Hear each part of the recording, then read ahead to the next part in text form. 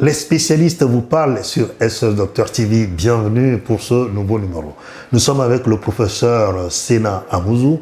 Il est professeur agrégé, chirurgien plasticien. Et avec lui, nous parlons aujourd'hui de la réparation des traumatismes que peut subir le plexus brachial, qui est un ensemble, un réseau de nerfs qui vont innerver à la fois, partant du cou bien sûr, le coude, l'épaule, on va dire les poignets, donc le membre supérieur dans son ensemble. Et ce n'est pas le professeur qui me dira le contraire. Bienvenue donc pour ce nouveau numéro. Bonjour professeur Amouzou, vous nous recevez à nouveau pour parler de ce sujet important. Eh bien donc, comme je le disais, c'est un sujet qui est méconnu du grand public. Mais vous, en milieu spécial, vous savez très bien ce qui se passe. Nous allons regarder ce premier élément pour voir un peu de quoi nous parlons concrètement. J'ai décrit un peu, mais on va regarder avec l'œil des spécialistes et puis nous revenons. Le plexus brachial est un réseau de nerfs qui relie la moelle épinière au bras. Il est situé dans la région de l'épaule et du cou et joue un rôle crucial dans la transmission des signaux nerveux qui contrôlent les mouvements et les sensations du bras.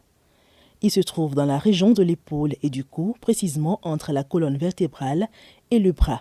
Il est formé par les nerfs qui émergent de la moelle épinière au niveau des vertèbres cervicales. Le plexus brachial peut être affecté par divers traumatismes tels que les accidents de la route, les chutes, les blessures sportives, les tumeurs et les infections. Ces traumatismes peuvent causer des lésions nerveuses entraînant des douleurs, des faiblesses musculaires et des pertes de sensations dans le bras. Cependant, les traitements pour les lésions du plexus brachial dépendent de la gravité et de la nature de la lésion. Les options incluent la rééducation physique, la médication pour gérer la douleur, la chirurgie plastique pour réparer les nerfs endommagés et la greffe de nerfs. La chirurgie plastique peut être utilisée pour réparer des nerfs endommagés et restaurer la fonction nerveuse. Les techniques chirurgicales incluent la suture nerveuse, la greffe de nerfs et la transposition nerveuse. En cas de traumatisme ou lié aux accidents de la voie publique ou sur les lieux de travail engageant le plexus brachial, il est essentiel de consulter un médecin spécialisé pour obtenir un diagnostic et un traitement approprié. Alors, professeur Amouzou, nous avons vu un peu de quoi nous parlons concrètement, où est-ce que c'est situé, voilà, quels sont donc les traumatismes. Mais avec vous, on va revenir en détail parce que c'est vous le spécialiste. Est-ce que vous pouvez nous expliquer avec le langage qui est le vôtre ce qu'est réellement le plexus et quelle est son importance pour le membre supérieur? Merci Kenano. Je profite d'abord de cette opportunité pour remercier toute votre télévision, SOS TV, qui depuis un certain moment s'est donné comme objectif de divulguer l'information médicale à la population. Et c'est une bonne chose parce que les gens doivent être instruits pour savoir faire la part des choses, de ce qui leur arrive et pouvoir choisir eux-mêmes qu'est-ce qu'ils veulent comme traitement ou qu'est-ce qu'on peut leur faire et d'ailleurs comprendre ce que nous voulons faire. Alors c'est vrai qu'à la fin de cette émission, vous m'excusez, vous aurez l'occasion de nous souhaiter vos vœux, nous apporter les messages de soutien parce que là, nous fêtons 5 ans cette année. Ah, ça, je ne le savais pas. Mais... Voilà. Ce sera l'information surprise pour nous, ce qui nous permet de recueillir vos impressions, vos états d'âme à chaud à la fin de l'émission. Allez-y, je vous ai interrompu. Oui. Non, ça va. Alors, le plexus brachial, le plexus en tant que tel, c'est un ensemble de nerfs. Oui. Ces nerfs, ils naissent en fait dans la colonne vertébrale au niveau du cou. Donc, en fait, il y a les branches C5, C6, C7, C8 et T1 qui vont former des troncs nerveux qui vont rentrer depuis l'épaule jusque dans tout le membre supérieur. Ces nerfs-là vont être responsables d'innerver, bien de stimuler, de répondre au stimulus des muscles et aussi de la sensibilité, c'est-à-dire quand on vous touche ou quelque chose vous pique, vous sentez, tout ça, c'est les nerfs là qui font qu'on donc depuis mon petit doigt ici, quand je pique, je pourrais le sentir ici? Non, vous ne le sentirez pas le nerf ici, puisque ici, quand vous le sentirez juste lorsque vous piquez là-bas. Voilà, c'est cette sensation qu'on a. Voilà. Mais c'est depuis le cou que tout vient pour arriver là-bas. Ah, d'accord. Donc, les nerfs se rassemblent au niveau du cou, ils passent sous la clavicule, ils rentrent par la face antérieure de l'épaule et ils donnent à chacun des muscles une petite branche qui lui permet de pouvoir être excité. C'est-à-dire qu'à partir de là, on envoie les signaux, on reçoit la commande, et il y a donc l'exécution, justement, des actions. Donc là, toute la fonctionnalité, justement, du membre supérieur. Exactement. C'est comme un câble électrique qui rentre dans chacun des muscles. Ah, d'accord. Sans ce câble électrique, il n'y a pas de stimulation. C'est comme vous avez une ampoule. Oui. S'il n'y a pas d'électricité dedans, l'ampoule est bonne, mais elle ne va pas s'allumer. Oui. Donc, si le nerf ne vient pas dans le muscle jamais ne va s'exciter. Ah, d'accord. Alors, ce que vous nous expliquez, ça nous amène justement à demander quelles sont les circonstances dans lesquelles, justement, ces nerfs vont subir des traumatismes. Parce que vous dites, si le nerf n'y va pas, ça veut dire qu'il peut avoir rupture, il peut avoir peut-être, je ne sais pas, pardon, enfin, déracinement, je vais l'appeler comme ça. Parce que si ça ne vient pas, c'est que ça s'est coupé quelque part, ou il y a eu donc, je ne sais pas, je dis n'importe quoi. Non, c'est pas n'importe quoi, parce que vu la localisation anatomique de ce plexus et ses rapports, certains mouvements vont entraîner des lésions sur le nerf. Ah, d'accord. Sur tout le plexus en général. Donc, vous voyez, lorsque vous avez la tête qui se penche trop d'un côté et l'épaule qui s'étire, donc toute cette partie-là s'étire et dedans avec les nerfs. Donc, les nerfs peuvent être coupés ou ils peuvent être arrachés. Alors, donc, ces mouvements-là que nous faisons doivent avoir une certaine limite et peut-être pas dans une certaine brutalité. Parce que quand on étire le cou, ce que vous dites là, c'est là où il peut y avoir, donc, je dis n'importe quoi, rupture. Non, non, c'est pas n'importe quoi. S'étirer le cou de façon ordinaire ne peut que très rarement, voire impossible de ramener une lésion du plexus brachial. Voilà. Mais c'est des mouvements très brusques et très brutaux avec une intensité importante. Un exemple, chez les adultes, lorsqu'ils sont à moto et que souvent ils sont à vive allure et au cours d'une chute, la tête bascule d'un côté, le bras bascule de l'autre côté, ça étire le plexus brachial et les racines peuvent être arrachées la plupart du temps ou coupées. Chez l'enfant, c'est au cours de la naissance. La plupart du temps, quand l'enfant veut sortir, on tire sur l'épaule et si la tête va de l'autre côté, dans le même mécanisme, ça va se couper. Ah, d'accord. Donc, le plexus chez l'enfant, c'est souvent à la naissance. À la naissance. Et le plexus chez l'adulte, c'est souvent l'adulte jeune qui, au cours des accidents, souvent à moto, à vive allure, à grande énergie, va entraîner les arrachements du plexus. C'est comme si on tenait quelque chose, qu'on étendait, on tirait et on force un peu dessus. Donc, cette traction qu'on a pu fait que les choses s'arrachent. Moi, je vais utiliser le terme comme ça pour que l'on comprenne un peu. Alors, vous nous avez dit un peu les circonstances dans lesquelles cela intervient. Mais quand je vous écoute nous parler du plexus brachial, j'imagine un neurochirurgien qui intervient et tout ça, et peut-être même, on va dire l'orthopédiste, on va même dire le kiné, je ne sais pas. Je ne veux pas dire n'importe quoi. Je vous laisserai nous situer. Là, on est venu n'importe quoi. Voilà. mais là, on est avec un chirurgien plasticien. On va se demander, mais tout ce qu'il nous décrit, qu'est-ce que lui va chercher là-bas? Oui, une des émissions que nous avons animées il y a un moment déjà parlait des champs de la chirurgie plastique. Tout à fait. La chirurgie plastique, c'est pas comme les gens l'imaginent, juste une chirurgie qui consiste à augmenter les seins ou à augmenter les fesses ou à aplatir le ventre ou à faire des rhinoplasties, de l'esthétique, je veux dire en général. Il y a une grande partie de cette spécialité qui est appelée la chirurgie réparatrice et reconstructrice. Et dans cette partie reconstructrice, il y a la chirurgie des nerfs périphériques. Ah, d'accord. Donc nous, on intervient dans cette partie de la chirurgie des nerfs périphériques. Et puisque le plexus brachial, c'est les nerfs périphériques qui viennent du nerf central, et ça nous intéresse. Voilà, et donc le neurochirurgien a sa place ailleurs, là-dedans sur le circuit. Vous êtes donc au bout. Au terminus. Au terminus, voilà. Ben voilà, il est au noyau. Au noyau et au centre, voilà.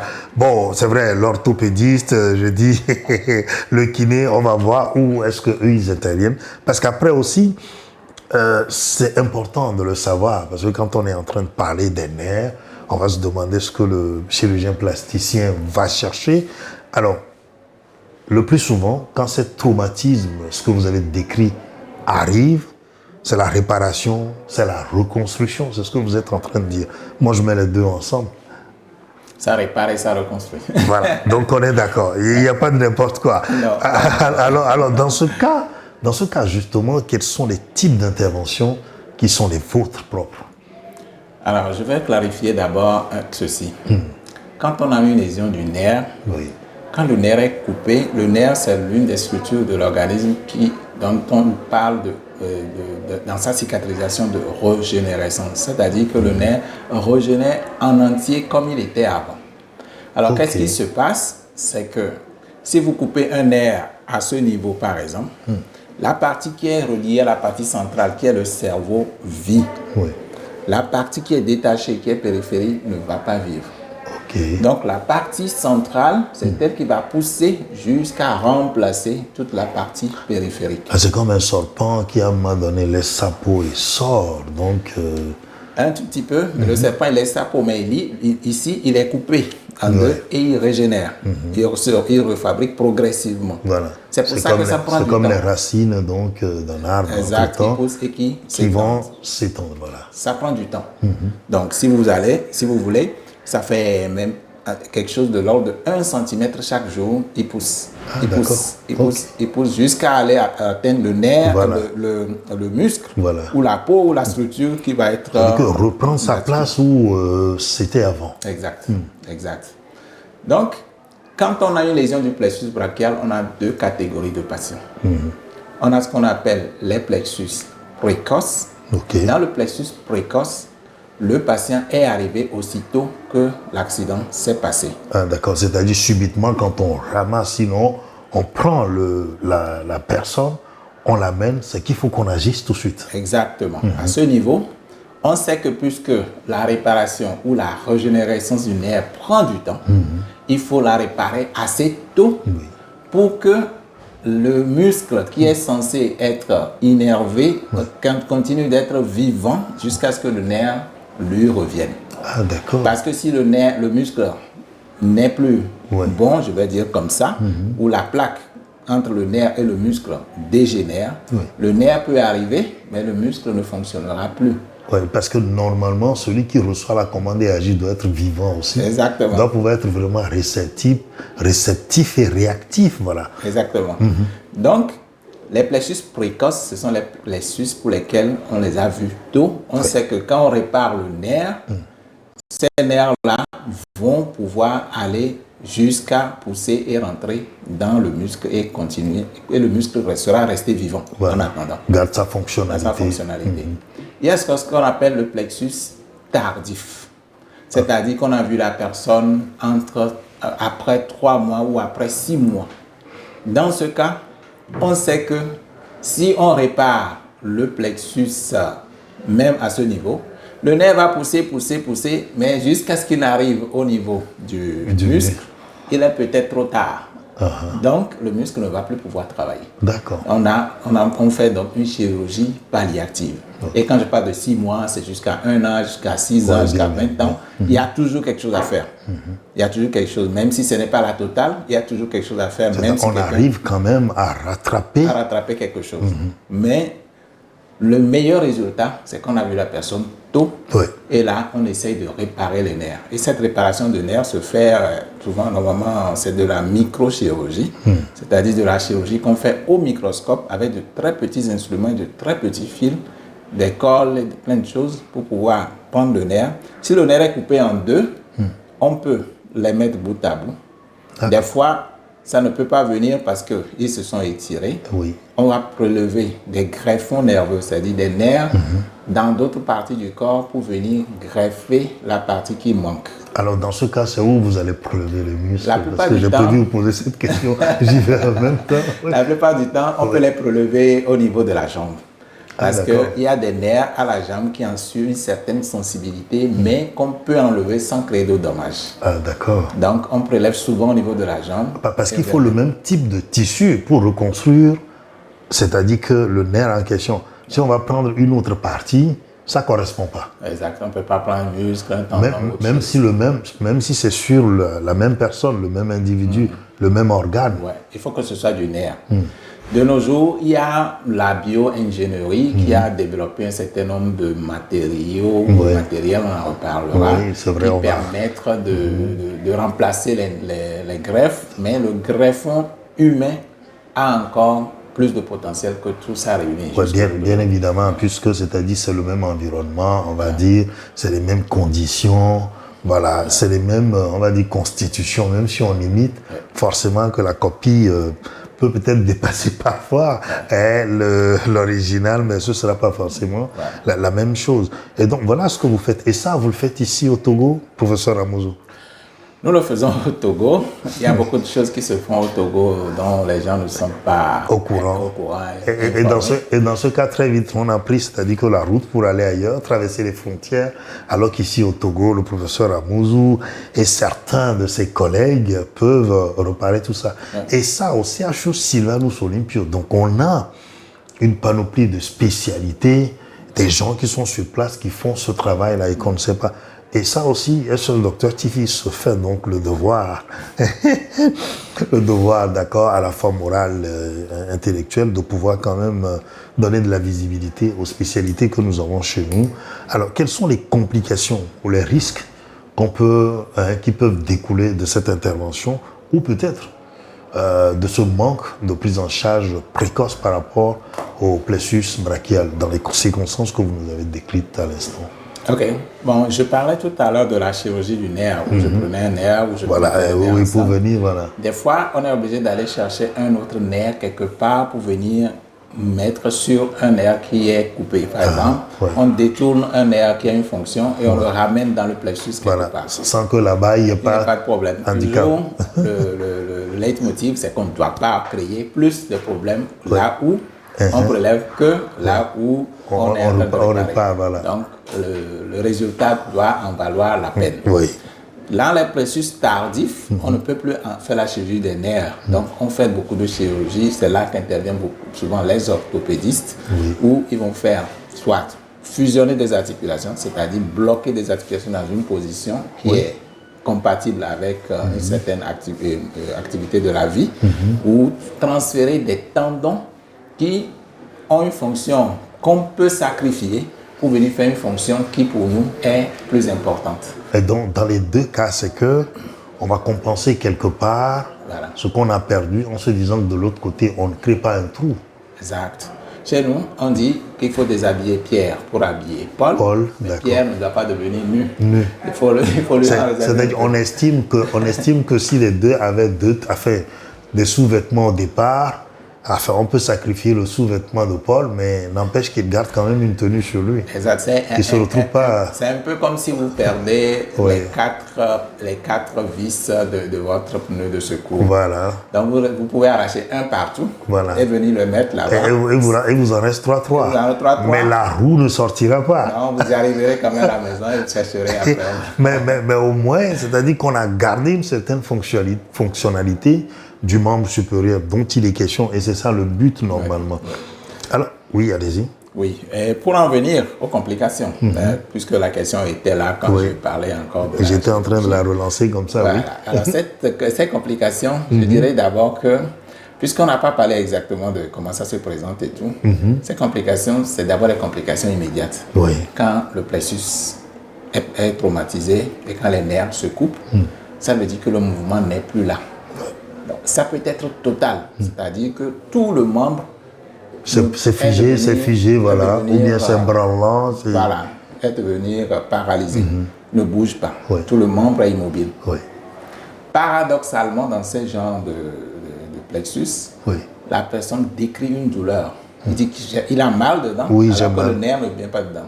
Bon, ça s'explique par un certain nombre de choses pour lesquelles on ne va pas développer maintenant. Ça risque d'être pas très bien compris. Mais il faut retenir que souvent dans le plexus complet, tout est arraché. Le patient ne bouge pas la main, c'est totalement immobile, mais il a une douleur dedans. Ah, d'accord. Voilà. Dans le plexus, peut ne pas être complet, il peut être partiel.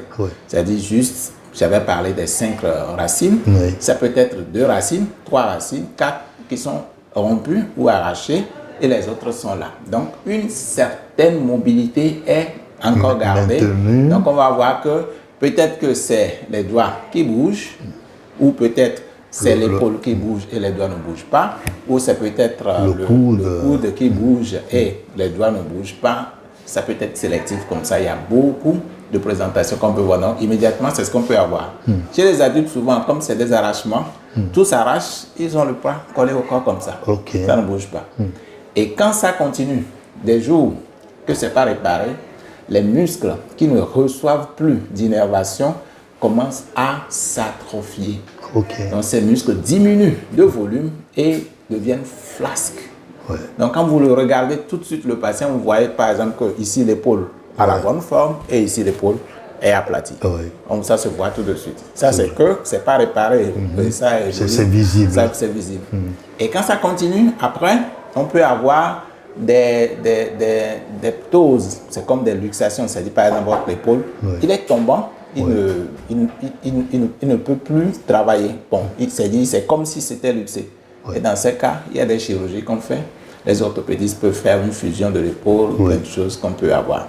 Des fois, les membres ou les doigts ou certaines parties deviennent raides. À force de ne pas bouger, la main peut devenir comme ça, comme si c'était une griffe ou rester comme ça, tombant, ça ne peut plus être relevé. Donc ça, c'est les complications dues à la maladie elle-même. Pour le traitement, ce n'est pas vraiment des complications. On ne peut pas dire qu'il y a un traitement sans complications. Oui, déjà, sûr. La complication, c'est sur les zones donneuses, il y a déjà les cicatrices. C'est déjà une complication.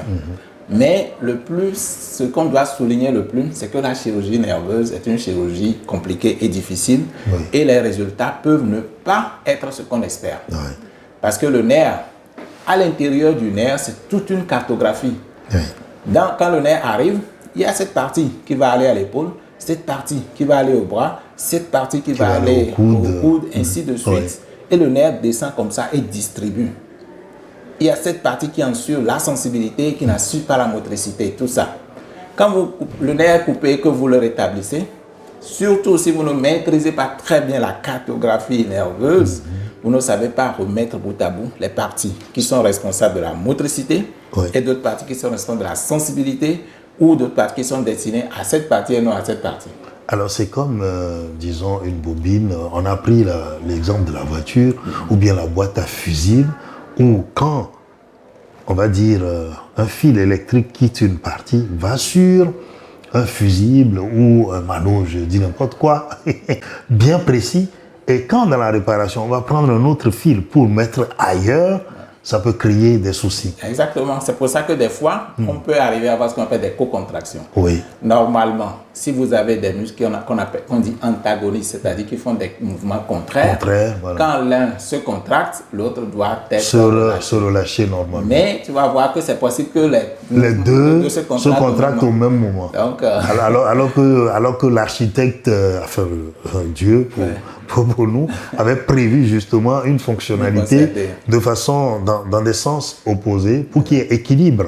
Mais en ce moment-là, on n'aura que des mouvements dans un seul sens et on n'aura plus l'autre. Alors que c'est des mouvements simultanés qui permettent de bouger, d'aller, revenir. Et là, donc, on va se retrouver comme ça, alors que normalement, ça devait être quelque chose comme ça. Et ça arrive aussi lorsque le plexus n'est pas réparé aussi. Vous avez des plexus, par exemple, le nerf est coupé, il n'est pas totalement arraché, et les bouts sont encore presque en continuité, mais il repose dedans en désordre. C'est ça. Puisqu'on ne l'a pas réparé chirurgicalement, donc il repose comme il veut.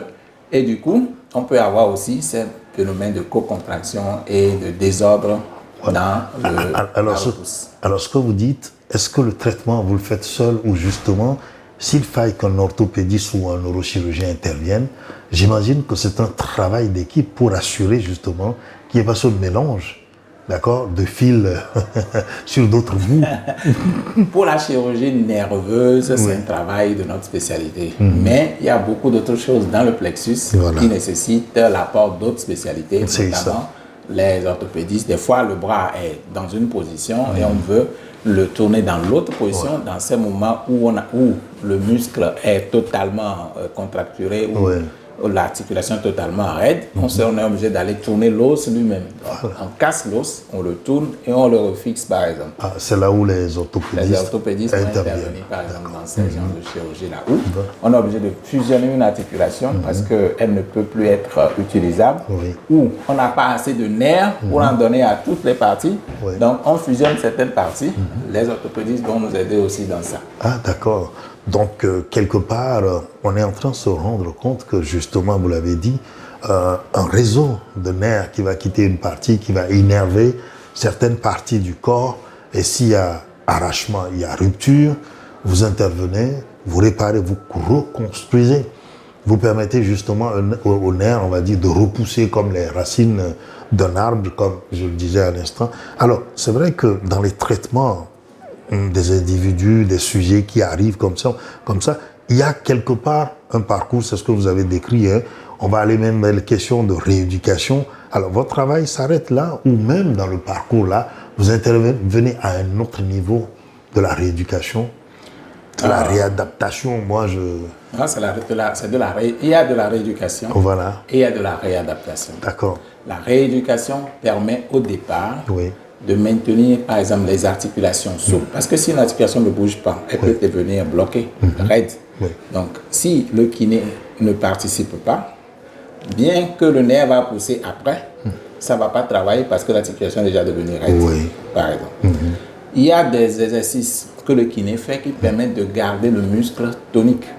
Donc, on stimule le muscle, on les étire, on fait des mouvements pour que le muscle reste prêt que la fonctionnalité soit gardée, soit maintenue. À fonctionner lorsque l'innervation va venir.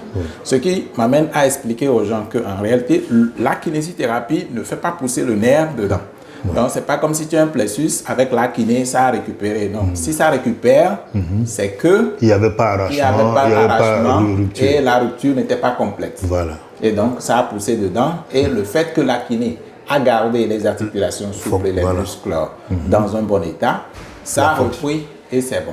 La fonctionnalité redevient fluide et normale comme au départ. Et c'est la même chose. Quand on opère aussi, le kiné doit être là pour garder les articulations souples, mobiles, dans les bonnes positions et que les muscles doivent pouvoir... Donc ça va éviter le mouvement en sens unique dont on a parlé à l'instant, qui va risquer de faire que l'équilibre ne soit pas assuré. Soit c'est raide ou ces trucs-là. Non, pour le mouvement, pour le sens de la repose du nerf, ça dépend de la chirurgie qui a été faite. Ça dépend de la chirurgie. Si ça a poussé spontanément ou de façon dont la chirurgie a été faite, c'est différent. Mais le kiné, son rôle, c'est de garder le muscle tonique, contractile et de garder les articulations souple en attendant que ça vienne. Donc, si c'est pas bon, si la kiné n'est pas bien faite aussi, on ne peut pas avoir de donc la réparation peut donc aboutir à autre chose. Voilà, exactement. Voilà, donc en clair, ce que vous dites, professeur Amouzou, c'est que c'est vrai, quand on a un problème de mouvement, un problème, on dit, ah, je vais voir mon kiné tout de suite, on court, on va voir le kiné.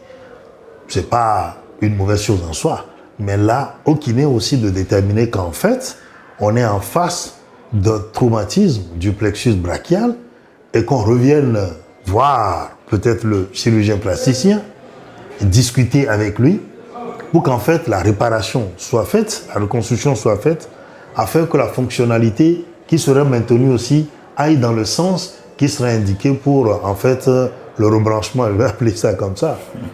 Et donc c'est un travail complémentaire, quelqu'un commence, l'autre termine, ou vous commencez ensemble. On s'assure qu'au bout, le mouvement, l'objectif va être le même et qu'on va aller dans le même sens. C'est ce que vous êtes en train d'expliquer par ce point précis.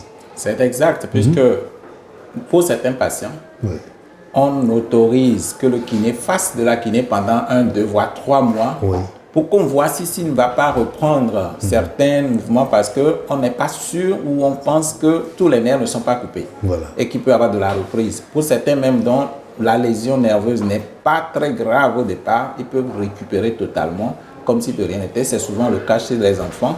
Il faut se dire qu'entre 60 voire même 80% des enfants peuvent récupérer après le traumatisme. Pas parce que on a fait de la kiné ou autre chose, mais parce que la lésion de départ n'était pas très grave. Voilà, et que la reconstruction de toute façon chez l'enfant... La reprise nerveuse est arrivée et ça s'est fait. Ouais. Mais pour les patients qui sont graves, donc déterminés au départ, après qu'on ait attendu un peu, qu'on se rend compte que ça ne reprend pas comme on veut, on doit opérer et on opère pour réparer le nerf. Il y a un problème dans ça aussi. Je vais vous donner un exemple. On va peut-être en reparler à la fin. Si vous avez une main qui ne bouge pas du tout, vous êtes figé, ok? Sinon, on est à la fin comme ça, parlons-en. Et que après quelques 3 mois, vous commencez à avoir comme ça. Et quand vous opérez, qu'est-ce que vous allez dire? Vous allez dire non, j'ai commencé à gagner quelque chose, je vais voir. Or, nous, on sait que le temps joue contre nous et que ce que vous avez là, nous, on connaît la cartographie des nerfs. Qu'est-ce que le nerf qui a repris, lequel n'a pas repris du tout et sur lequel il faut agir. Mais des patients peuvent être motivés par ce petit truc qu'ils ont gagné pour dire je préfère attendre un peu et ça risque de venir trop tard. Et c'est ça. Donc, dans tous les cas, c'est le spécialiste qui détermine quand est-ce qu'il faut intervenir, c'est lui qui détermine dans quelles conditions, c'est lui qui détermine la suite, disons, le parcours pour reprendre la fonctionnalité totale du membre supérieur.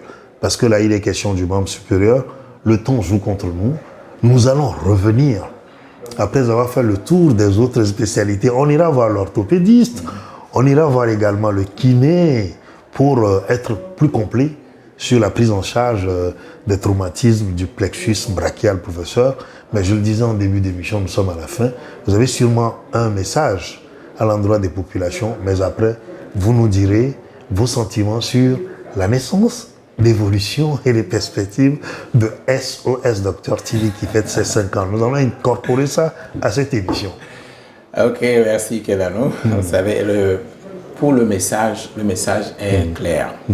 Lorsque vous avez un membre qui ne bouge plus, souvent c'est à la suite d'un accident ou chez un enfant qui vient de naître, n'hésitez pas, venez à l'hôpital, on va l'examiner. Et lorsqu'on l'examine, il y a 2 ou 3 modalités. La première modalité, c'est qu'on décide que votre cas est grave, on doit vous opérer tout de suite et soyez sûr que c'est parce que le temps joue contre vous, dépêchez-vous. La deuxième modalité, c'est qu'on choisit d'observer quelques mois pour voir qu'est-ce qui va reprendre. Et au bout de ce temps-là, on sera encore en train de décider ensemble qu'est-ce qu'on opère, qu'est-ce qu'on n'opère pas. Et l'autre modalité, c'est qu'après le temps de surveillance ou le temps d'attente, tout a repris et c'est tant mieux. Mais je voudrais dire à ceux qui ont des lésions du plexus brachial, je sais qu'il y en a beaucoup qui ont des lésions anciennes du plexus brachial et se disent dans leur tête qu'il n'y a plus rien à faire. Il y a toujours quelque chose à faire pour un plexus brachial, même s'il date de plus de 20 ans. On a encore quelque chose qu'on peut faire pour améliorer la fonction. Donc ce n'est jamais trop tard, ce n'est jamais tiré d'avance. Il faut venir voir le spécialiste, seul lui détermine. Merci justement pour ce message à l'endroit de nos chers téléspectateurs, pour ce nouveau numéro que vous nous avez consacré à parler de la réparation donc des traumatismes du plexus brachial. On a vu ce que c'est dans cette émission. Merci de cette disponibilité, mais nous allons vous donner l'occasion, comme je le disais, de parler de SOS Docteur TV vu par le professeur Amouzou. Alors, merci aussi de me donner cette opportunité de parler de SOS Docteur TV. Quand on a vu au départ SOS Docteur TV qui est né, on s'est dit, ouf, enfin, il y a une chaîne que les gens, qui va pouvoir éclairer l'ignorance des patients, parce que la différence entre nos populations et les populations d'ailleurs, c'est que les gens savent à peu près un peu de tout ce qui est de leur santé et d'ailleurs qu'ils viennent vous poser des questions très pertinentes à la consultation pour vous dire tac, tac, tac, et si vous n'êtes pas très outillé, vous pouvez même être désarmé devant ces patients. Donc SOS TV, on nous a donné l'espoir que nos patients, nos populations vont avoir plus d'informations sur leur maladie, sur leur état de santé et donc comprendre et adhérer plus au traitement qu'on leur fait ou choisir les meilleurs traitements, parce que des fois c'est qu'on ne comprend pas, qu'on s'égare ou on se fait traiter par qui ne devrait pas l'être. Et SOS TV a évolué comme ça, on l'a vu. Bon, moi j'étais un peu moitié-moitié, je veux dire. Un peu là, un peu pas là. Mais après, je suis revenu et j'ai constaté que le mouvement était en cours, puisque j'ai déjà fait avec vous plusieurs émissions, dont l'une qui a parlé de la chirurgie plastique, expliqué aux gens.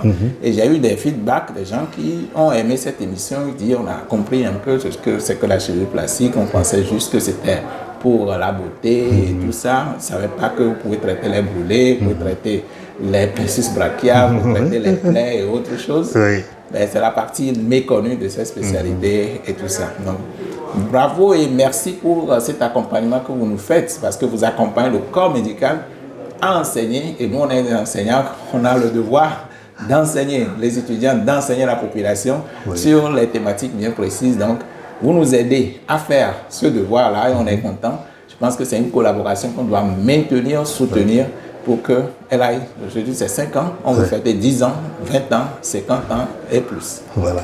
Si vous aviez un message particulier donc à l'endroit du staff, de toutes les équipes de SOS Docteur TV, et ensuite un message qui fait le lien avec les populations, qu'est-ce que vous diriez? Je dirais d'abord au staff, chapeau. Vous avez fait du bon boulot, vous continuez de faire du bon boulot, c'est très bien, parce que c'est pas forcément intéressant pour les gens préfèrent aller voir des séries, des choses, que de venir voir des émissions, des choses-là. Ce qui est intéressant normalement, mais pour certains, plus de distraction que de cela. C'est vrai que l'agréable prend plus le pas sur l'utile. Voilà. Donc vraiment, chapeau pour ce que vous faites. Je vous encourage à continuer à faire davantage. Vous le faites. Je pense que vous mettez encore même plus de pression ces derniers moments, puisque je vous ai là maintenant pour faire une émission. Et comme ça, on a décidé, c'était très bien. Donc, allez, au staff, félicitations et continuez encore. Pour les populations, regardez SOS Docteur TV. Il nous porte beaucoup de messages pour votre santé, pour toutes les maladies que nous traitons. Et ça va vous donner de l'éducation pour comprendre ce que vous avez et pouvoir choisir et adhérer au traitement que l'on vous fait. Même si vous avez autre chose à faire, voir des choses plus agréables, regardez Docteur TV un moment, vous irez voir les autres choses après. Merci. Merci beaucoup, professeur. Merci donc pour ce message et ces vœux à l'endroit de notre projet commun, SOS Docteur TV. Nous, vous les spécialistes qui répondez à nos questions, nous, les initiateurs donc de la chaîne, nous, les équipes qui travaillent au quotidien pour que cette chaîne soit une réalité dans la conscience collective des Togolais, des Africains et des populations d'ailleurs. Nous également, donc, ceux qui ont favorisé l'inclusion de cette chaîne, je veux parler des pouvoirs publics qui ont accepté que cette chaîne puisse exister formellement et puisse apporter son message. Nous également, les décideurs, les partenaires, pour que chacun ait un regard, se sente vraiment concerné par notre projet commun, SOS Docteur TV. Bon vent, 5 ans, je vous laisse dire joyeux anniversaire de votre bouche et nous nous disons à très bientôt. Joyeux anniversaire SOS Docteur TV. Vous regardez dans la caméra, vous reprenez tout bonnement. Joyeux anniversaire SOS Docteur TV. Merci beaucoup.